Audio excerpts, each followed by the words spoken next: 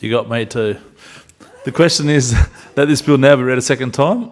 I call the member for Tamworth lead for the opposition. Thank you, Mr Assistant Speaker. And I rise today to lead for the New South Wales opposition in reply on the government's Music Festivals Amendment Bill 2024. I first note that the opposition supported the bill, but also foreshadowing moving amendments to strengthen the bill and ensure that the music festivals have a bright future in New South Wales. Music festivals are critical to the vibrancy and culture of New South Wales festivals, and they are the beating heart of our communities and bring people together to celebrate and enjoy different forms of artistic expression, music, food and traditions. New South Wales plays an essential role in the Australian festival industry, hosting more than a third of Australian festivals. Festivals are also a major contributor to the New South Wales economy, and I speak as the member for Tamworth when I update the House on the significant economic benefit that Tamworth Country Music Festival provides the Tamworth community through January.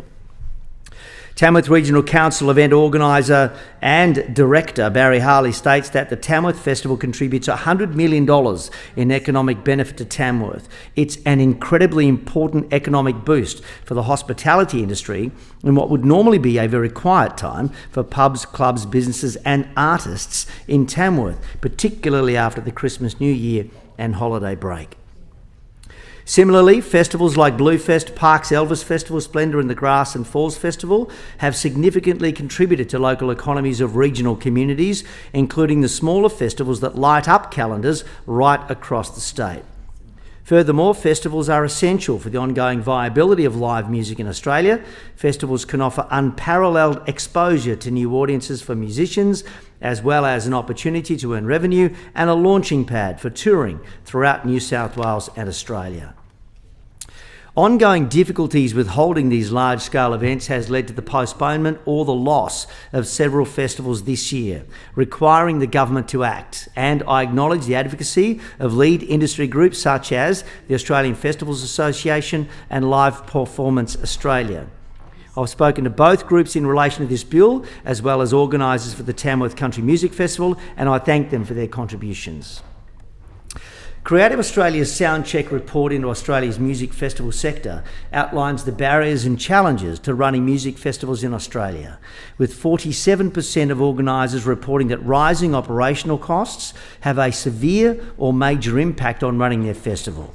Following the lack of funding or grants available, 39%, rising cost of insurance, 31%, extreme weather events, 22%, and navigating regulatory requirements, 27%. And those statistics reflect on-the-ground feedback that I've received, with one festival organiser reporting a 40% operational cost increase on last year. The Music Festivals Amendment Bill 2024 seeks to amend both the Music Festivals Bill 2019 and the Liquor Act 2007 to help address concerns regarding regulatory requirements for festivals. The bill comes to the House following a review of the Music Festivals Act 2019, which was a requirement under Part 5 of the Act to ensure the policy objectives of the Act remain valid. The Music Festivals Act 2019 was introduced at a time when there was deep concern among the community regarding the safety of festivals in New South Wales following the overdose deaths of several patrons at New South Wales festivals. This bill amends the Music Festivals Act, shifting the responsible regulatory response of safety concerns away from police and towards health, placing a stronger focus on harm minimisation. Key to this bill is the removal of subject festival designations, which have been replaced with a requirement imposed by health for festival organisers to have health and a medical plan in place.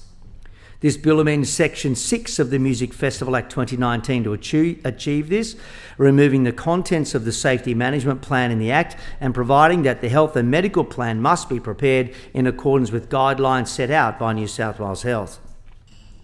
Under Section 6 of the Act, all festivals will be required to prepare a health and medical plan, with only certain festivals being required to submit their plan to New South Wales Health for approval.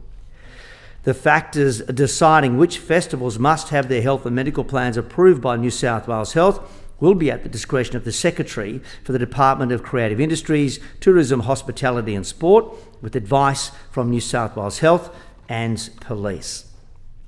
The factors to be reviewed by the Secretary are set out under Section 5 of the Act. The Secretary's considerations of these matters are designed to ensure the appropriate festivals are required to submit their health and medical plans to New South Wales Health under the Act. The Secretary will make the determination with the support of advice from the Health Secretary, Police and the festival organiser.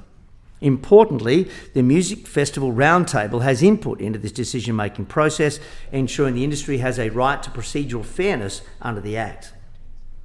I also note that Section 5 of the Act outlines provision for appeal against the determination to ILGA, who have otherwise been replaced from the regulatory process for festivals by the Secretary of the Department of Creative Industries, Tourism, Hospitality and Sport. The bill also introduces a review process for government fees and charges.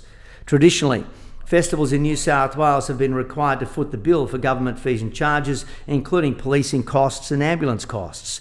The Act seeks to implement an appeal process based on financial viability and exceptional circumstances. The opposition welcomes the opportunity to review fees and charges under the Act. The opposition has been calling for an expansion of exemptions under the government's existing user charges policy. The opposition's proposal would be far wider in its scope, allowing the government to provide additional exemptions for major events, including sporting events, cultural events and music festivals. This would ensure the benefit of reform is shared equitably among major events in New South Wales, giving all in the community an outlet. Instead, the government is proposing an internal review process like the process undertaken for Category D and E events under the current user charges policy.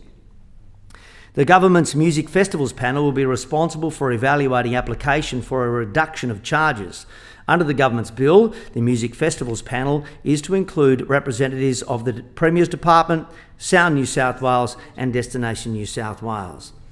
The New South Wales opposition are proposing an amendment to the bill to give New South Wales Police representation on the panel. Police have on-the-ground experience in community safety at festivals that would be able to assist the panel in their decision-making in relation to providing any exemption or reduction in fees and charges. However, it's important to note that festivals should be given every opportunity to thrive and survive. That should be the starting point. That should be the default position. Each festival is different and should be treated differently. One size does not fit all and should be assessed on a case-by-case basis. The criteria under which music festival organisers can apply for an exemption is not set out under the Act, instead is made under order of the Minister. The New South Wales opposition will be monitoring the application of the Minister's order to ensure festivals are provided the appropriate support under the Act. The government should expand the remit of the Music Festivals panel to include sporting events and cultural events, significant contributors to the economy of New South Wales. Currently, under the government's user charges policy, cultural and sporting events can apply to individual agencies for a waiver or a reduction in charges. This can require a duplication of resources for event organisers and unnecessary. The government's Music Festivals panel should be expanded to include these events, acknowledging the significant benefits sporting and cultural events have on our communities. The opposition will continue to work with the government on sensible measures designed to support the New South Wales festival industry through this period of unprecedented pressures. The government's bill also seeks to amend the Liquor Act to simplify the process of holding an all-ages festival. Currently, rules that allow minors to attend festival places place undue burden on festival organisers and is a barrier to holding events. The bill rectifies this by inserting Section 127A to the Liquor Act to encourage all-ages events. The bill requires festival organisers to place sufficient controls in place to mitigate the risk of minors obtaining liquor at an event and provides protections for organisers if they have made reasonable efforts to prevent minors accessing alcohol. The opposition welcomes these amendments to the Liquor Act. I have already flagged the opposition's amendment to the bill in relation to Section 19C, and the opposition will also be moving an additional amendment to strengthen the bill and better support the New South Wales festival industry. The New South Wales opposition are proposing amendments to level the playing field for government departments, requiring the Secretary to take advice from police, the Health Secretary and the festival event organiser. There needs to be a balance, not one heavy hand over the other. The opposition's amendment also confirms the bill's intention to place health and harm minimisation at the forefront of the regulatory process for festivals.